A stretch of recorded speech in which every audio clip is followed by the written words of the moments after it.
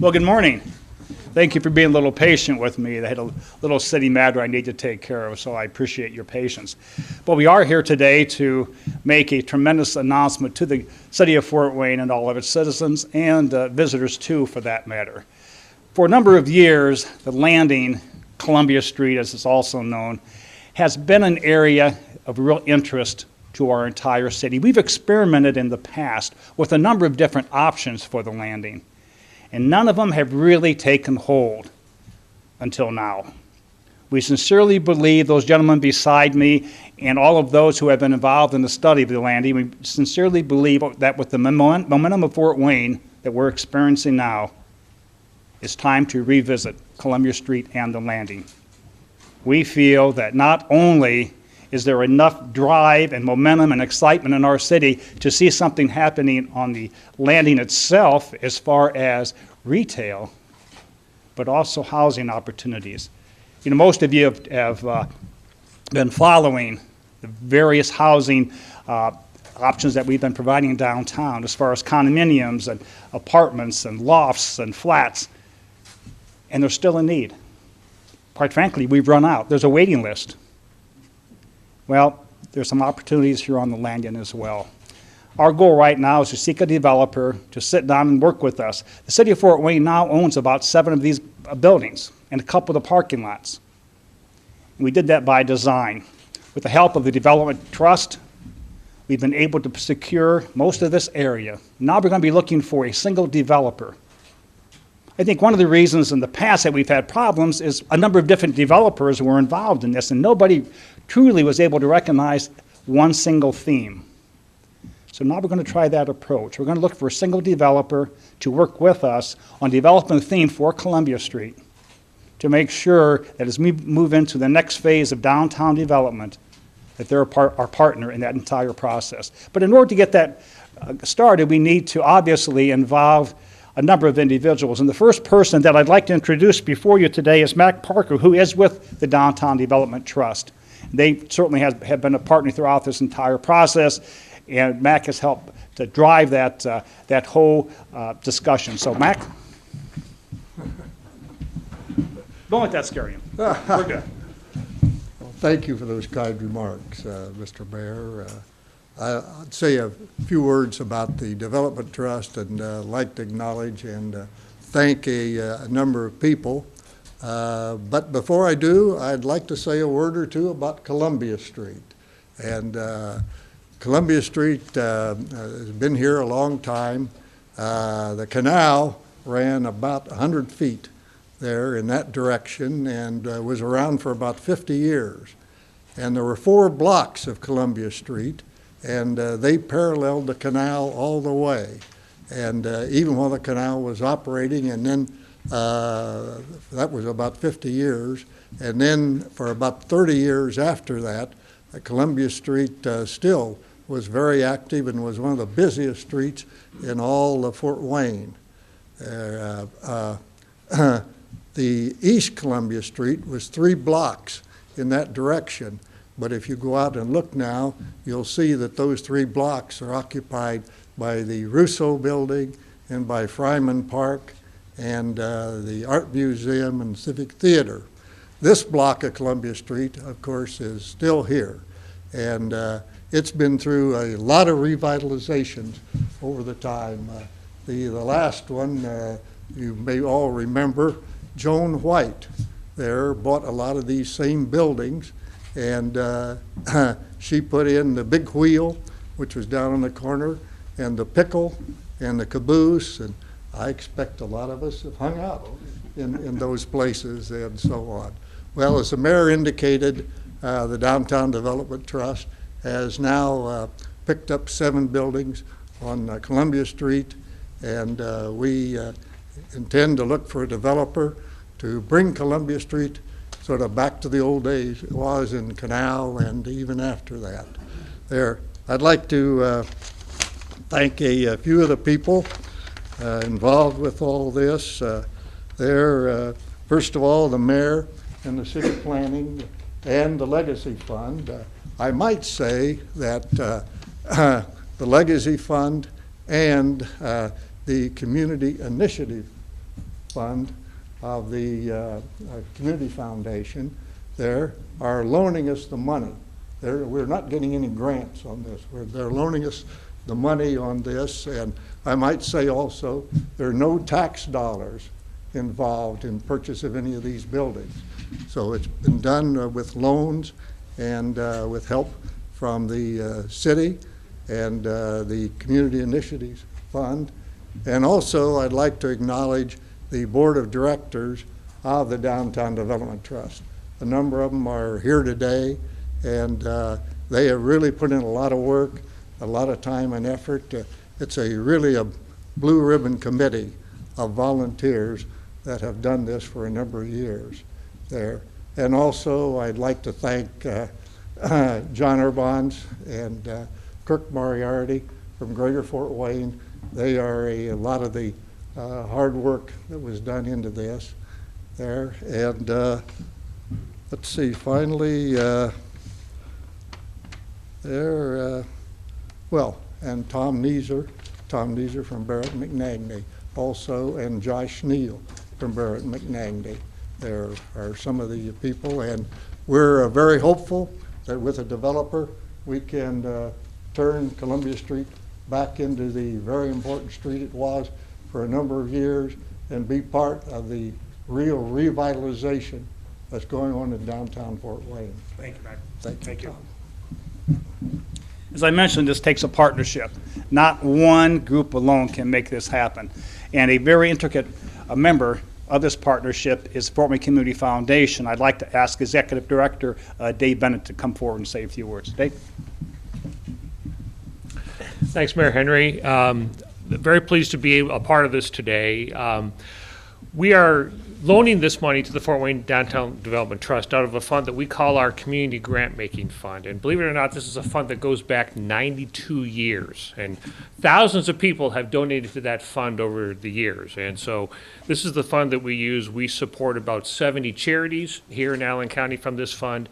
But also we're taking a little bit changing direction, and we're using it to make loans to help support downtown development projects. So I guess I want to thank the thousands of people who over the years who've contributed to our Community Grant Making Fund that will allow us to do this. And on a little bit personal note, Mac, my memory doesn't go back as far here at the Landing, but I can remember in high school there was a movie theater down here that I would bring my current wife to come and see movies down on the Landing, and I certainly remember when there's a lot of activity down here. So we're very pleased to be able to maybe be a part of the rejuvenation of the downtown Landing here. So thank you for your help with all this as well. And thank you, Mr. Mayor. Also a member of the Fort Wayne Community Foundation is Don Steininger, and I've had a chance to work with Don recently on some other projects, and his enthusiasm about downtown Fort Wayne is overwhelming. Every time he talks to you, you can't help but get excited. So obviously, he had to be a part of this entire initiative. So we've asked Don to come in and say a few words as well. Don? Thank you, Mayor. Well, I want to first of all make sure you understand I am not here with my developer hat on. So I think that while I've done a number of developments, I don't believe that this is one that's in my future. I'm certainly very happy to be a part of the group that's putting this together, and really the hat that I wear is on behalf of the Community Foundation. I am the chairman of the Summit Initiatives Foundation that really has the money that is loaned to the Downtown Trust. We think this is really just the beginning. We hope and we believe that this relationship is going to go on for a number of years. We think it's going to grow. We think that there's going to be, with the riverfront coming on, we feel that along with the landing, obviously this is all part of the same project. And so we're very pleased to have been a part of it to this point, and I'm looking forward to working much more in the future. Thank you, Don. Thank you, Mayor. As you can see from the artist renderings behind me, this is certainly designed to be something to really add to the excitement for downtown. We've been trying very hard to make downtown Fort Wayne a point of destination. And a lot of this, what you see behind me, has been the result, as was said, of a ton of input from a lot of people. But what I'm really excited about is some younger groups, young leaders of Northern Indiana, Weil and I, they've had some input in this. The whole Millennium Group have really tried to be a part of this project, and that excites me as well. So we're going to try to make Fort Wayne even more exciting than what it is, even more, as I mentioned, a point of destination. Hundreds of thousands of people come down to downtown every year, not just to watch the tin caps, but to visit the other venues as well. This, we hope, will add to that. So thank you all so much for coming. Obviously, we'll take any questions, if there are any, or individual interviews afterwards. What's the size of the loan that the Development Trust is being provided by the Community John, Foundation in the legacy? somebody want to answer that? John? Thus far, it's a little over $1 million, 1.2, I think, $1.2 million in round numbers. As I said, that is the maximum amount right now that the Community Foundation has authorized the Summit Initiatives Foundation to loan, but we believe that as things grow, we think that that number will continue to grow. We fully expect that there will be other requests and other opportunities. And is that being coupled with dollars from the Downtown Development Trust and the Legacy Fund, or is that? The loan is made to the Downtown Development Trust, and along with that, there's legacy dollars that have also gone into it. Okay. So in round numbers, I think it's probably close to $3 million, actually. 1.2 million is a loan from the Summit Initiatives Foundation. I think there was 1 million of legacy dollars, and the rest is some federal. There's a $1.2 million loan from the Community Foundation, $1 million line of credit with the city through the legacy process, and then just a little under $800,000 of neighborhood stabilization program dollars from the federal government through the city of Fort Wayne. Was that legacy money already been approved by council, or will it have to go to the council? Some time ago, we asked council to allow the city of Fort Wayne to take a look at a number of different investment options. One was for higher education downtown, and as a result, the University of St. Francis invested in addition to their campus. Downtown development was another one. So this has all been approved by council. Part of the generic approval. That is correct. Correct. They approved a specific $1 million line of credit to the trust through the And legacy process. We didn't have to say necessarily that was the landing, but they did approve $1 million towards the trust. You don't just acquire 7 buildings overnight. So the assumption would be that you've been working on acquiring Quite some these time. properties for some time. Correct. How long of a time frame has it taken this group to get all this in place? It's been over a year now. It's been over a year, and thanks to a lot of the hard work of John Urbahns here and Kirk Moriarty, it went right along there. I mean, you don't acquire 7 buildings in the downtown area with a lot of people not doing a lot of hard work. Looking forward, how do you go about finding a developer, and what kind of an agreement are you contemplating, public versus private? Well, obviously, there are a number of developers throughout the United States that specialize in opportunities like this. So we'll be sending out RFPs, and that's the next step. Obviously, is to begin the search for a single developer to work with us on developing a theme for the landing, and then going from there. Are there any strings attached if there is not a development that comes forward that is suitable for the needs? Does the city just continue to own these buildings? I can't imagine that's not going to happen. The fact that the Crandall Lofts right down the street, I mean, there's a waiting list for them already. The Superior Lofts 1 block away, they were already beginning to have a lot of interest shown in them, and they haven't even started the construction yet. There's such an excitement about downtown that it would be very hard for me to imagine not to have a developer interested. And I can go on and on about the developers that have already contacted the city of Fort Wayne and the trust about additional opportunities for downtown. But certainly we want to make sure that whoever we do choose will do something in the best interest of our community. What happens if we don't find one? That's just hard to imagine. The developers are contacting us, and that's really key. Years ago, we had to go out and look for developers, trying to convince someone to come into Fort Wayne and partner with us. Now they're coming to us, and I think that's a magnificent statement for our community. Just to clarify, who actually owns the property now, the trust or the city? The downtown trust owns the properties and has the loans with the foundation and with the legacy fund. And if they become available, the remaining properties could also. There could be remaining properties. We've acquired what we felt was needed to have an appropriate development. There could be some additional properties that once we select a developer, maybe they try to take on and acquire an additional property or two. But we have what we believe is a density to take forward a project. By the looks of the renderings, it kind of looks like maybe a broad Whipple or sort of entertainment district is what the concepts that people are interested in? Yeah, the concept is really about a mixed-use development with entertainment retail on the first floor, with upper floors being used for most likely residential, maybe a little bit of office, but hopefully it's primarily residential, with street activity on the first floor. It fits right in with the blueprint, the downtown blueprint, and the whole concept of using Harrison Street as a spine to build from Grand Wayne and Parkview Field to the rivers. It's right here right here along Harrison Street, so it fits very nicely with the plans. You can see people in that apartment already. Mayor, of course, Mr. Parker has mentioned that over the years there have been different uses for properties in this area. Once a developer's chosen, comes in, takes control, does the city have any lasting control or input? Let's say the city approves of a certain concept, and once the property changes hands to the developer, and the developer decides to go in a different direction, I think that's going to be part of our discussion with the developer, to make sure we're all on the same page, to make sure that we're all moving in the same direction. Obviously, we cannot guarantee anything, but we've tried several different approaches in downtown. We feel this approach has a tremendous amount of momentum behind it.